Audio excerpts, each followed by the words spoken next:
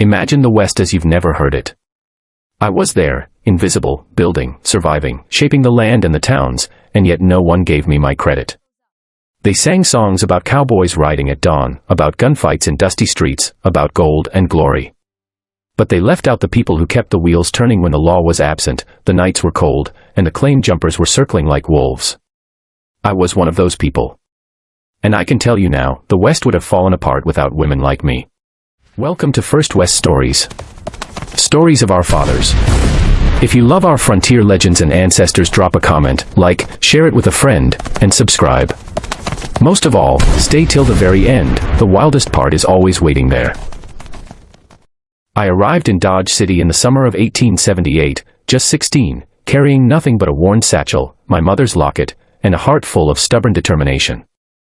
My father had died the year before, his wagon crushed beneath a fallen tree while crossing a mountain pass, and I had no siblings to claim me. The West was an opportunity and a threat all at once. You learned quickly, if you couldn't survive on your wits, you'd end up as another story whispered by the wind across the plains. And I intended to survive. The first thing I noticed was that men owned the streets, the saloons, the law, and the history. Women were invisible, except as obstacles, distractions, or servants. But the truth was, the town could not survive without women. We fed the men, we healed their wounds, we repaired wagons and fences, we balanced accounts and kept secrets. I laughed quietly to myself when I realized how much power was hidden in plain sight. You just had to know how to use it. It wasn't long before I found my first challenge. A small stagecoach, carrying gold and letters, was rumored to be targeted by a gang known as the Red Fork Riders. They were ruthless men, claiming territory, robbing and killing without hesitation. Most scouts avoided them, most townsfolk prayed the stage would arrive safely. But I saw something others didn't, the townswomen could manipulate events behind the scenes, and I intended to use that advantage. I approached Stagecoach Mary, Mary Fields, as discreetly as possible. She was legendary already, though history remembers only fragments. A black woman who had fought her own battles, strong, no-nonsense, and clever, she ran her post office duties and the stage line with a precision most men couldn't match. I offered her information, timing of supply drops, warning of ambushes, the movement of the Red Fork Riders. She looked me over with a skeptical eye, but then nodded, recognizing a mind capable of seeing several moves ahead. From that day, we worked quietly in tandem. While the men strutted in the streets, discussing claims and gunfights, we orchestrated survival. I tracked movements, warned stage drivers, and even coordinated supplies so the town could respond to raids before the sheriff or any lawman could. It was invisible work. And yet, every life saved, every robbery thwarted, was a result of decisions no one would ever record. My reward was the satisfaction of knowing I had influence, and the thrill of being unseen. It was during one of those late summer nights that I met James "Dusty" Callahan, a young miner from Deadwood, who had come seeking fortune in the Cherokee Strip. He was reckless, bright-eyed, and convinced of his own destiny. Most men ignored me, assuming I was a servant or nothing at all, but Dusty treated me differently. He asked questions, genuinely curious about logistics, about how the town survived, about the networks of unseen labor that kept everything afloat. I chose my words carefully, giving him guidance but letting him think it was his idea. By the time a small band of claim jumpers arrived at his camp a week later, he was ready, though he believed the credit for saving his claim was entirely his. I smiled from the shadows.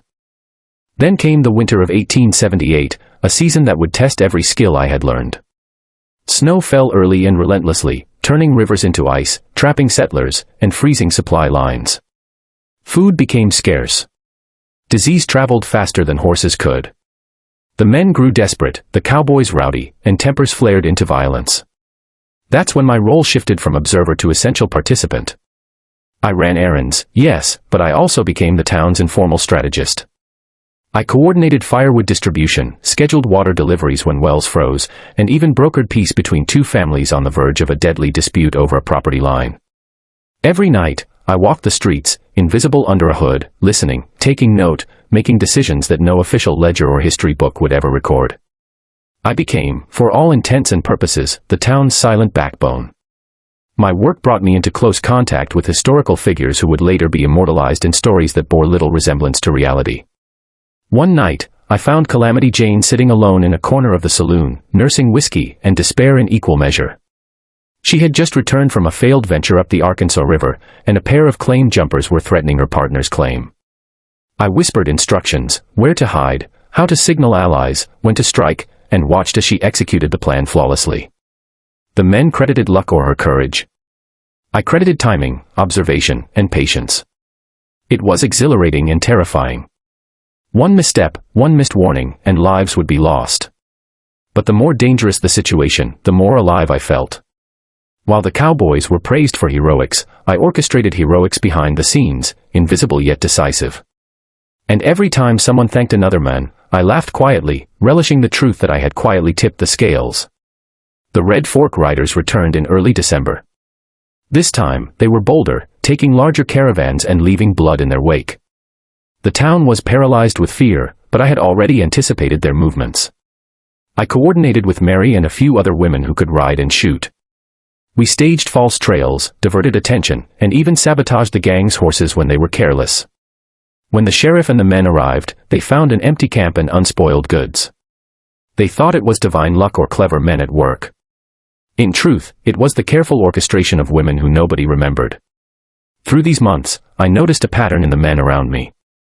They relied on courage and bravado, but they often lacked foresight. They did not calculate, they did not observe, they acted. That was where I excelled. I kept notes, memorized patterns, tracked reputations, and manipulated events to protect the town, the people I cared about, and even the men who would never give me credit.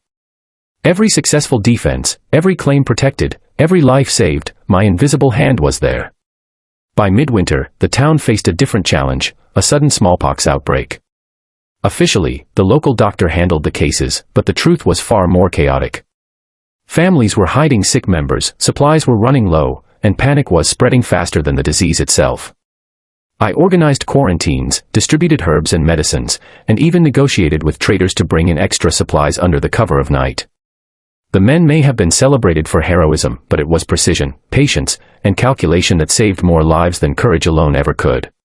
The isolation, the danger, and the secrecy of my work began to weigh on me. Nights alone in the cold, walking through deserted streets to check on families or intercept a robbery, brought moments of stark reflection. Would anyone ever acknowledge these actions? History seemed determined to forget us, to remember only the men in hats and with guns. And yet, I took solace in the fact that the West endured, and I had a hand in that survival. By the end of winter, my reputation among the women and a select few men was solid, though invisible. They knew I was indispensable. They knew I could foresee threats, intervene quietly, and turn the tide of events without ever drawing attention. But outside this small circle, I remained unseen, my contributions attributed to luck, courage, or men who happened to be in the right place at the right time. I learned to laugh at the irony.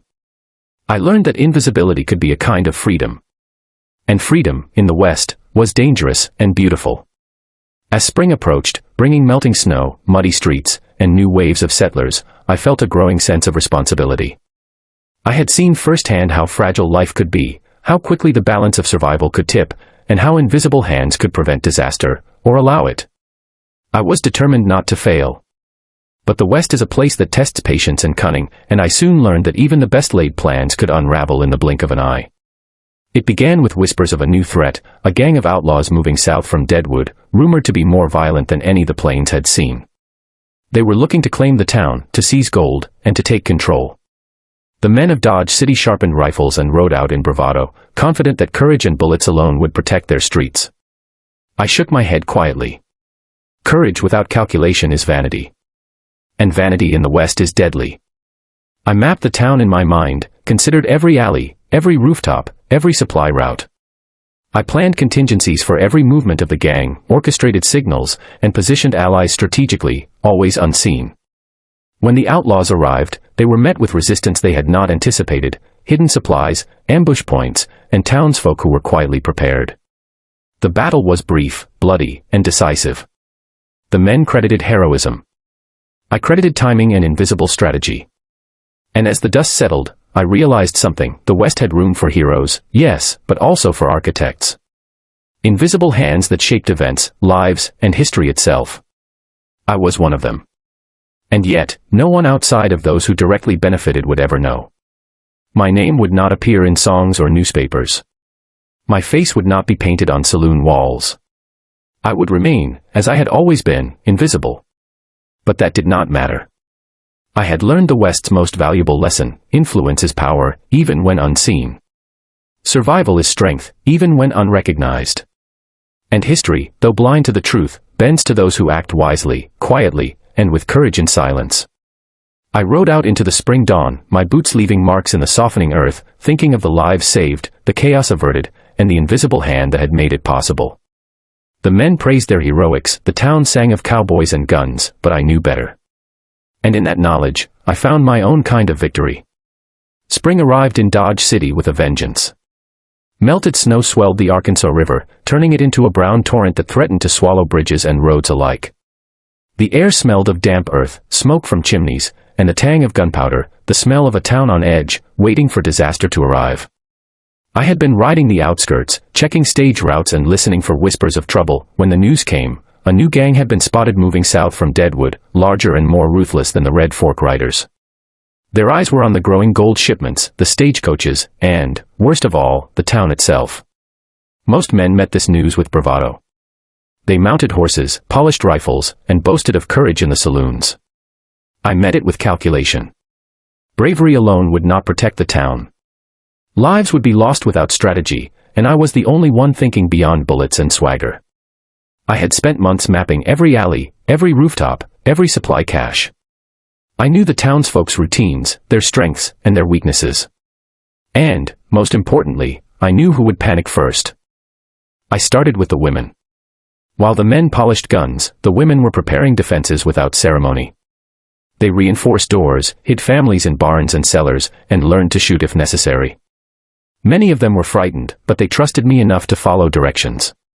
Trust is a fragile thing in the West, harder to earn than a man's respect, but once given, it could save lives. I assigned roles quietly, my voice low, measured. You'll be at the northeast barn at dawn. Keep watch. If they move toward the river, ring the bell twice. Do not confront them directly. We buy time, not glory. They nodded, fear and determination flickering in their eyes. That was enough for now. Fear can be a powerful motivator. Kept in check, it turns ordinary people into survivalists. Then came the stagecoaches. One of them, carrying gold, was set to arrive from the northern mines. Dusty Callahan, the young miner I had mentored in secret, was riding one of the horses. He trusted me because I had saved his claim before, but he thought it was luck. I knew better. I had spent weeks observing the Outlaws' patterns, predicting where they might strike. When the stage arrived, I was already positioned along the ridgeline, signaling with discreet flags and fire. The Red Fork Riders, or so we assumed they were, watched from the trees, unaware that every move they made had already been anticipated. The skirmish was brief and clean. No lives were lost.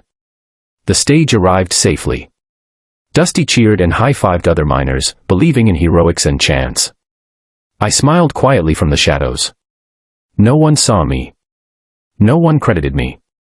And yet, I had just steered fate itself. The following week brought another trial, disease.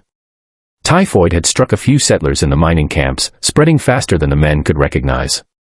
Panic had begun to ripple through town. Families hid sick relatives, food deliveries faltered, and rumors of mass fatalities began to circulate.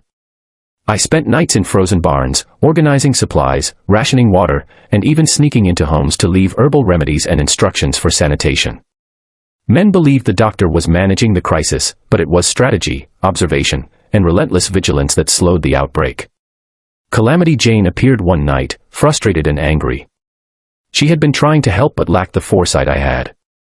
I handed her a satchel of supplies and whispered directions. Keep the families moving. Use the alleys, not the streets. Trust no one who offers help for free, they might spread the disease instead of curing it. She laughed, wild and sharp. You're a ghost, I swear. If I didn't know better, I'd say you were magic. I smiled faintly. Magic is a luxury the West cannot afford. Only preparation, patience, and foresight. By then, the town had begun to murmur about my presence. Not openly, of course. Men still did not see me. But whispers among women, and a few of the miners, suggested a mysterious figure guiding events behind the scenes. They assumed I was a wandering helper, someone passing through. They did not realize that the town's very survival rested in my invisible hands. Then came the betrayal. A man named Thomas Rook, a reputed gunslinger from Kansas, arrived claiming to offer protection. Everyone trusted him immediately. He was tall, confident, and wore the uniform of experience. But I observed him, quietly and carefully. There was a subtle shift in his behavior, too interested in the gold shipments, too casual about the town's defenses, too eager to gather information. I knew he was a threat, but no one else would listen. I tracked him, shadowed him, and learned that he planned to tip off the Deadwood gang for a reward. One night, I confronted him in an empty alley. "I know what you're planning," I said. He laughed.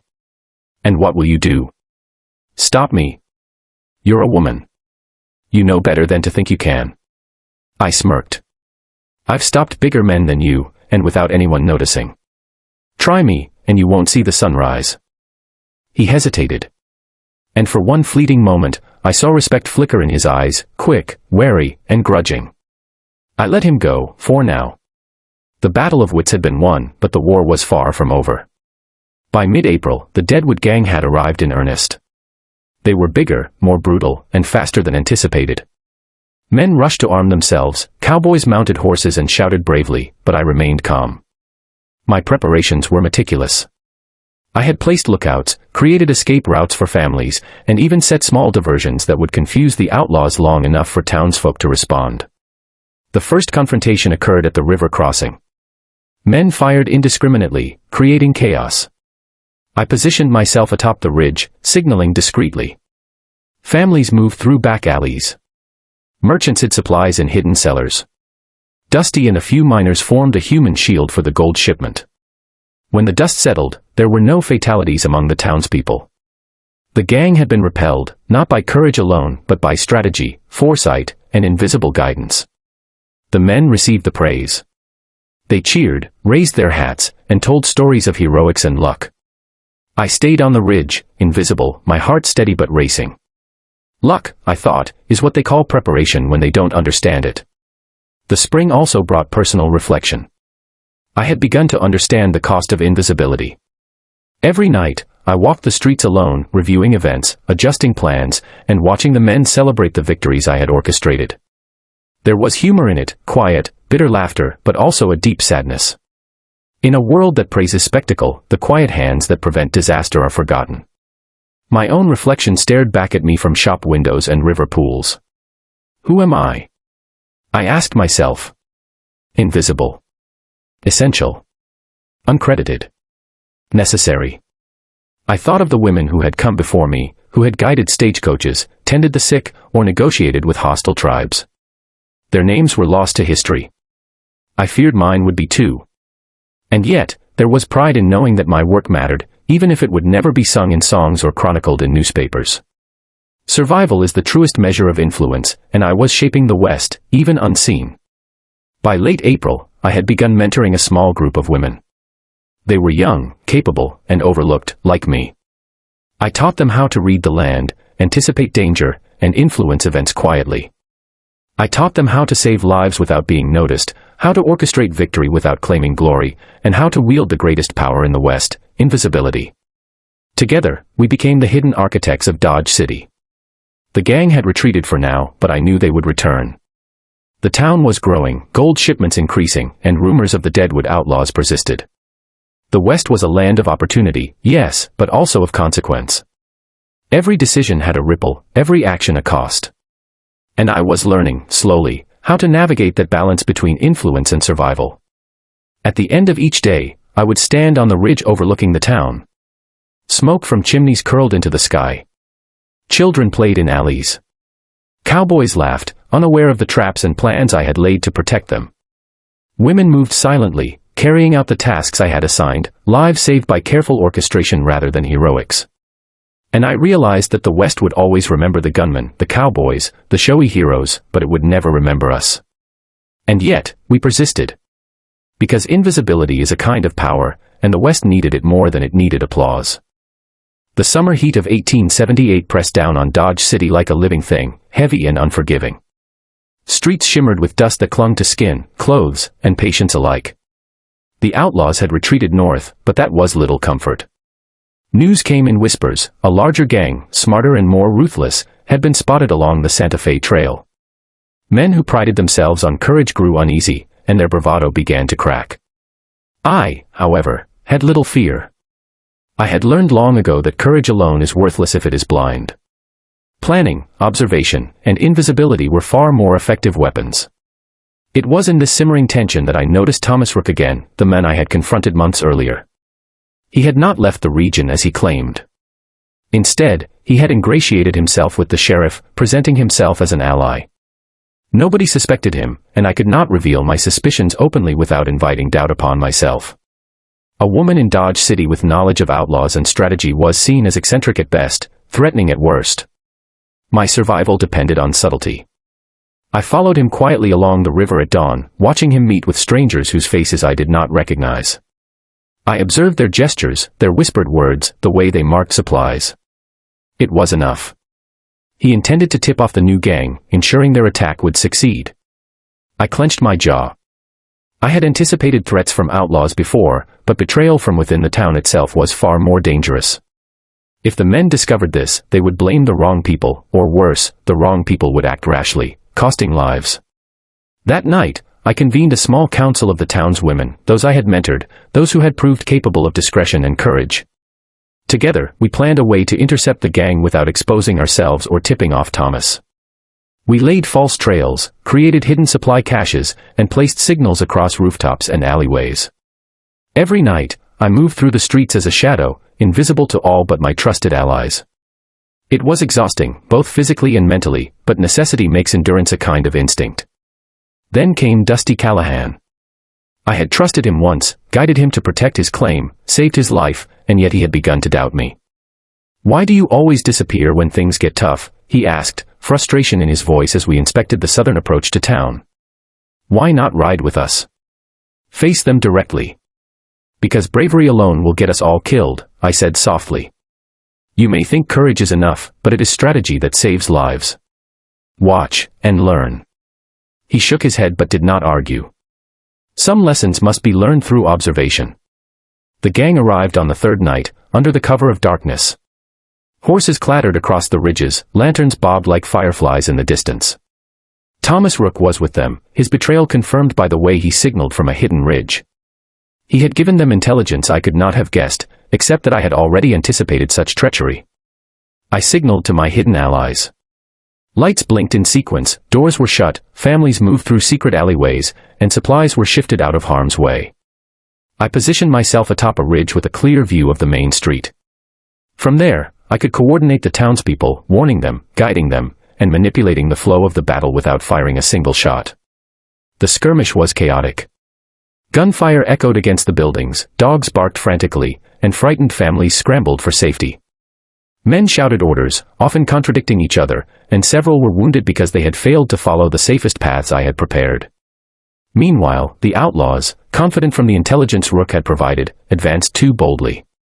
They walked straight into traps, hidden lines, and obstacles designed to slow them long enough for the townspeople to escape danger. When it was over, the streets were littered with evidence of violence, broken windows, trampled goods, and a few wounded men. The outlaws had fled, but the town was shaken. The men praised themselves, telling stories of heroics and bravery.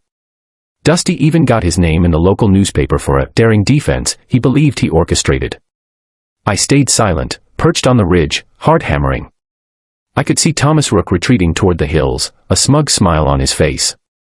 He thought he had survived, but I had anticipated every move he might make. He had underestimated the power of invisibility, of patient orchestration. Over the following days, the town began to rebuild. I moved quietly through it, assessing the damage and repairing what I could without anyone noticing. Families thanked each other for heroics, and the Cowboys boasted in saloons about how they had repelled the gang. I smiled quietly, knowing the truth. I had guided every step, every decision, every life saved. And still, the credit went to those who had shouted the loudest. It was then that I realized how thin the line between survival and catastrophe truly was. One misstep, one hesitation, one misjudged ally, and lives could have been lost. The West is a place where mistakes are unforgiving, where courage can be fatal if not paired with foresight. And in that realization, I understood that my work would never be celebrated, never written into books, never sung in ballads. That night, I walked alone through the streets, reflecting. The moonlight cast long shadows across the mud-streaked roads. I passed the saloon where men laughed, oblivious to the invisible hand that had kept them alive. I passed the sheriff's office, where official reports praised bravery and luck. I passed the homes of families I had guided to safety, knowing they would never understand how close they had come to disaster. And I felt the weight of history pressing down on me. Then came the final betrayal, Dusty. He had followed me during a patrol, questioning my choices, doubting my methods. When he stumbled upon evidence of Rook's betrayal, a set of maps and notes I had intercepted, he misinterpreted it. He accused me of hiding information, of manipulating events for my own gain. The argument in the middle of the street was loud enough that neighbors peeked through windows. "I trusted you," he shouted. "I thought you were helping us, guiding us. Now I find out you kept secrets from everyone."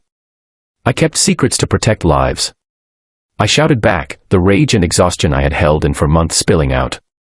If I told every truth, if I revealed every plan, half the town would be dead by now, and the rest would have fled. Do you think they'd survive without a guide? Dusty's face twisted with confusion and hurt. You weren't invisible. You were controlling. We could have done this ourselves." "No," I said quietly, and it was a statement as much to myself as to him. "You would have been reckless. The West does not reward bravery without thought. I do not need praise. I do not need recognition. I need survival." He stormed off, leaving me in the street, the weight of misunderstanding heavier than any gunfire. The summer pressed on. Dodge City was beginning to feel like home, but danger never fully receded. I had learned to live with the constant tension, the knowledge that at any moment, a misstep could result in death, or worse, exposure. The outlaws might return, diseases could flare again, fires could sweep through the wooden buildings at any time. And yet, there was a strange beauty in that danger. The West demanded cunning, endurance, and patience, and I thrived in it. I spent hours observing people, miners, lawmen, saloon owners, women, and children. Each had patterns, weaknesses, strengths. I learned to anticipate human behavior with precision. I coordinated food deliveries for those in need, guided stagecoaches past threats, and even manipulated minor disputes to prevent violence. My influence grew, but invisibly, carefully, so that no one suspected the extent of my power. One evening, as I sat atop the ridge overlooking the town, I watched Thomas Rook approach once more. He had been lingering, testing, observing, trying to regain influence. I followed him silently, taking note of his interactions. He approached the town council, offering advice and warnings that were designed to mislead and sow doubt. If left unchecked, his subtle manipulations could undo months of careful work. I acted. Quietly, deliberately, without confrontation. I intercepted messages, redirected his attention, and even planted misinformation that led him away from the town. By the time he realized he had been deceived, the town had no idea his presence had ever been a threat. That night, I finally allowed myself a small laugh, bitter but satisfying. Even invisible, I had outmaneuvered a dangerous man, protected the town, and ensured survival. And yet, no one would ever know. That is the paradox of power in the West: the quieter you act, the more essential you are. And the less anyone remembers. By late summer, I had begun to notice subtle changes among the women I mentored. They moved with confidence, foresight, and precision. They understood that survival depended not on heroics but on observation, strategy, and coordination. They began taking initiative, subtly influencing events, guiding families, and protecting the town. I had taught them well. The invisible network of women was growing, quietly shaping the West from behind the scenes. But the men still controlled the history. They would write the books, sing the songs, and be celebrated as the heroes. And that was fine. My work was not for applause. It was for life. And if I had learned anything, it was that history remembers the loudest voices, not the wisest hands. As the sun set over Dodge City, casting long shadows across the dusty streets, I reflected on what lay ahead. The West would continue to test us, to demand cunning, courage, and patience. Outlaws would return. Nature would challenge us. Disease would threaten us again. And I would continue to act, unseen, shaping outcomes and saving lives without credit, without recognition, but with absolute conviction that I mattered. Because even if the world refuses to see us, we, the invisible architects of the West, have the power to shape it. The late summer sun burned low over Dodge City, turning the streets into a ribbon of gold and dust. Shadows stretched across the mud, whispering of danger and consequence. I had grown accustomed to these long afternoons, walking silently, observing, calculating. Survival in the West was not about heroics. It was about anticipation, patience, and the courage to act when the moment demanded it, even if no one would ever know. And yet, nothing had prepared me for what came next. It began with rumors. Whispers of a new gang moving from Deadwood, smarter, more ruthless, hung in the saloons like smoke. The townsfolk were tense, their bravado masking fear. Thomas Rook had not disappeared as I hoped. Instead, he was weaving himself deeper into Dodge City's power structures.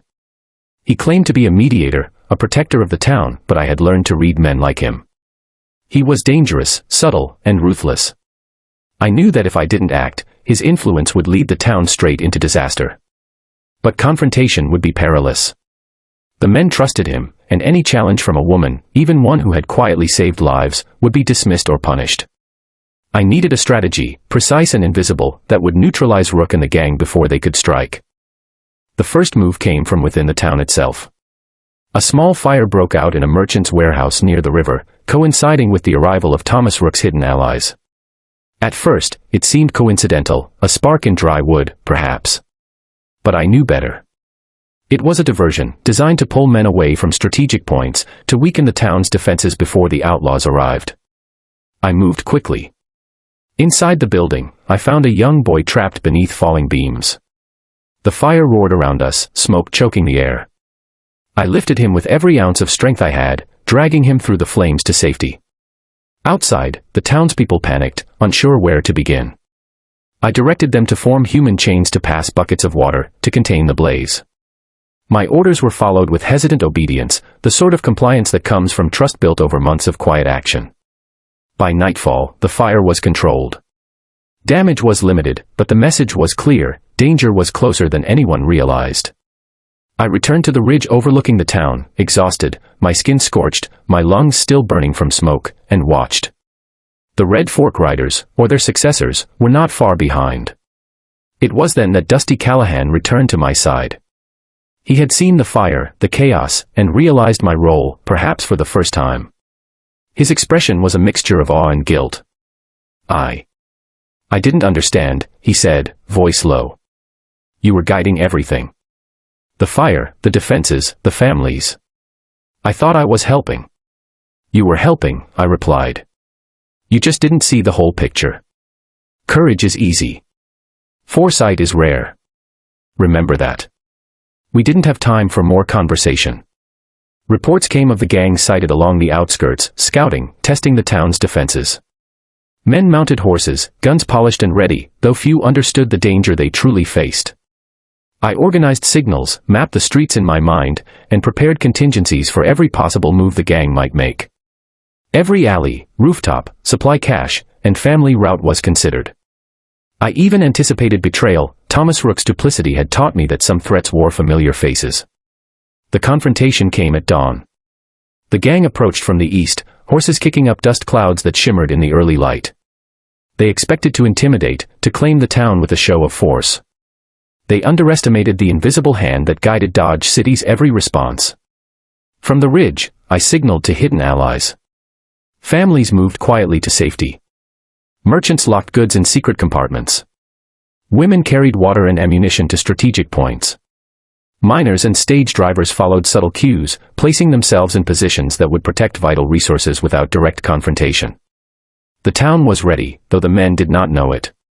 The first shots rang out near the river crossing. Chaos erupted. Outlaws charged with confidence, expecting an easy victory.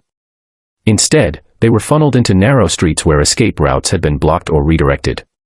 Families huddled in hidden cellars, unaware of how close they had come to disaster. I watched it unfold from above, signaling adjustments, correcting mistakes in real time. Every movement was calculated. Every life saved was a victory unseen by the world. Thomas Rook's face appeared briefly, signaling orders to the gang. I smiled inwardly. He had underestimated me. Hours passed like days. The town held. Outlaws were repelled, retreating with confusion and losses, their plans thwarted. Dodge City survived another attack, not by luck, not by courage, but by strategy, planning, and invisible hands guiding each move. And yet, the victory was bittersweet. The town's men received all the praise. Newspapers would write of heroics and bravery, of the cowboys who stood their ground. No one would mention the women who directed families to safety, the invisible signals that guided every defensive measure, or the planning that had neutralized Thomas Rook's sabotage. I walked the streets after the skirmish, inspecting damage, tending to the wounded, and quietly praising those who had followed instructions without question. Dusty approached me again, this time without words. He understood, finally, the weight I carried, the sacrifices made, the invisible victories won. But there was no time for relief. Dodge City's survival had only drawn attention. Word spread of a town that had fended off a ruthless gang. More outlaws would come. More challenges awaited. And the West, relentless and unforgiving, would continue to demand cunning, patience, and courage, especially from those who remained unseen. That evening, as I sat alone atop the ridge, I reflected on what I had learned. Betrayal was inevitable in a land of ambition and greed. Courage alone was not enough. Strategy, patience, and foresight determined who survived. And, most importantly, history would rarely remember the invisible hands that shaped outcomes, protected lives, and ensured survival. I knew then that my life would always be a paradox, essential yet uncredited, powerful yet unseen, courageous yet uncelebrated. And I accepted it, not with bitterness, but with the quiet pride of someone who understood the true value of influence in a world that favors the loudest voices. The sun dipped below the horizon, casting long shadows across the dusty streets. Dodge City was alive, resilient, and, for now, safe. But the West never forgives complacency. Outlaws would return. Fire, disease, and betrayal would strike again. And when they did, I would be ready, silent, unseen, and unacknowledged, yet at the heart of every survival. I smiled faintly, knowing that though the world would never write my name in the history books, I had shaped events that mattered, saved lives that would never know my intervention, and guided the fate of a town that would sing of heroics it never fully understood. Because in the West, the loudest voices are not always the most powerful. Sometimes, the quietest hands hold the reins of history. And mine were steady.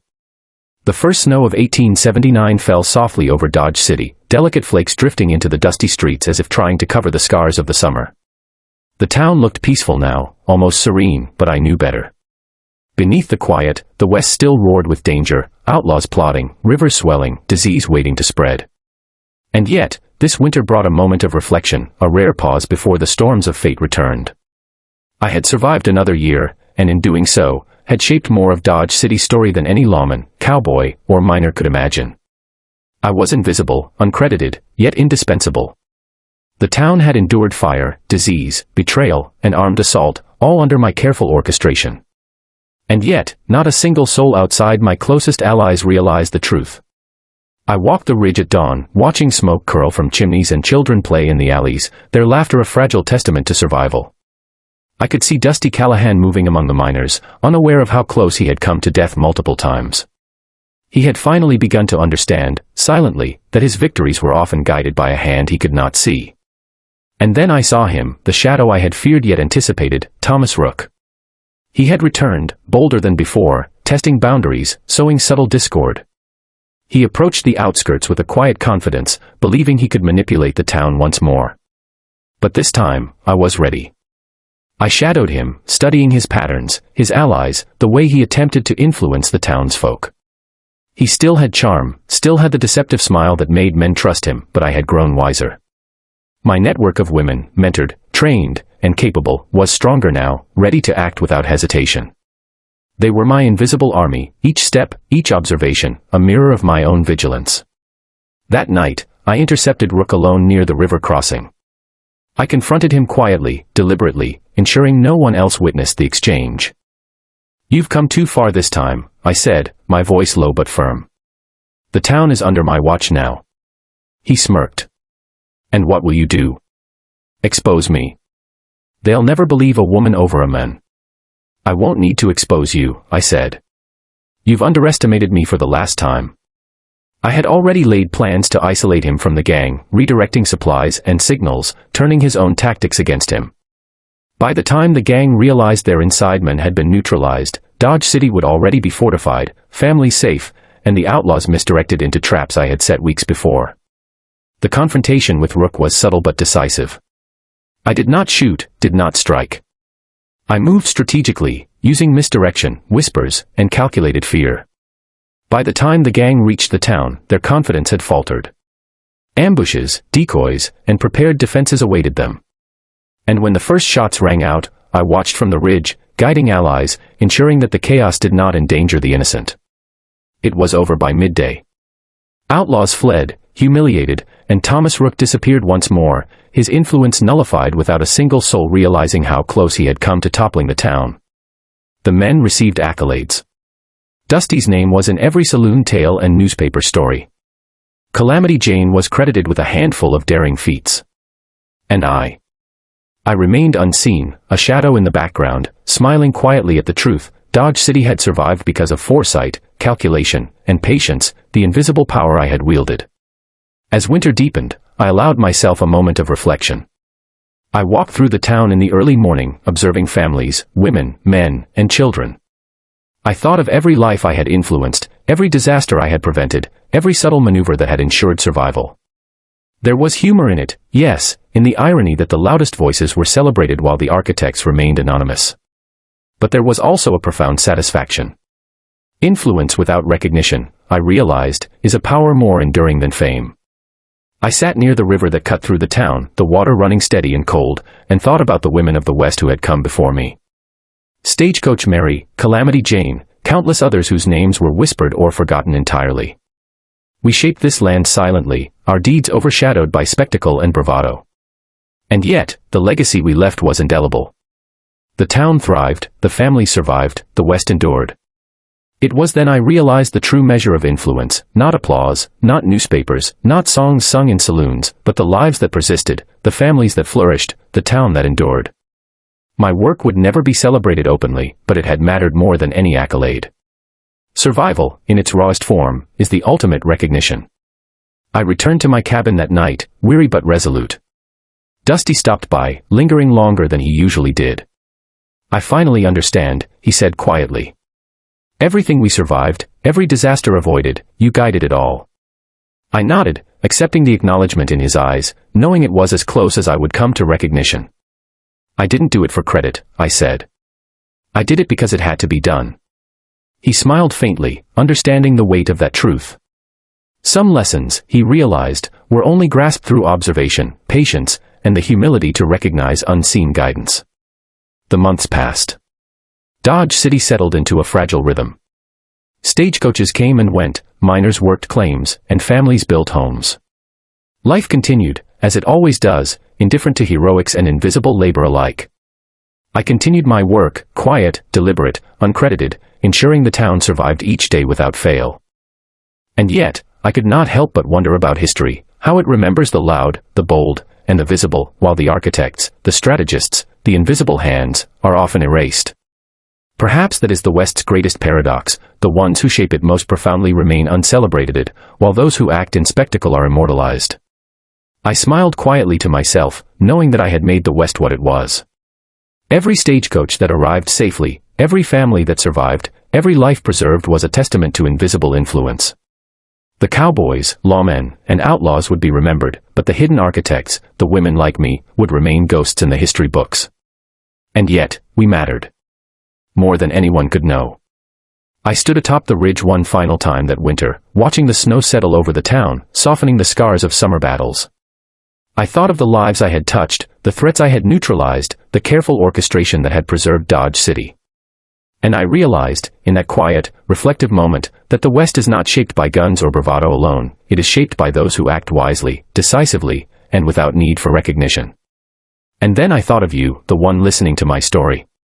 Perhaps you, too, move through the world shaping events quietly, guiding outcomes, influencing lives without applause. Perhaps you feel invisible. Know this, your work matters. Your foresight matters. And sometimes, survival itself is the most profound legacy. So when you next hear stories of the West, of cowboys, gold, and glory, remember that for every tale of heroism, countless unseen hands shaped history in ways no one else would ever record. And maybe, just maybe, consider the invisible architects in your own life, the quiet influence that prevents disaster, shapes outcomes, and saves lives every day. Because history is never only written by those who shout the loudest. Sometimes, it is quietly guided by hands that no one remembers, but the world would fall apart without them.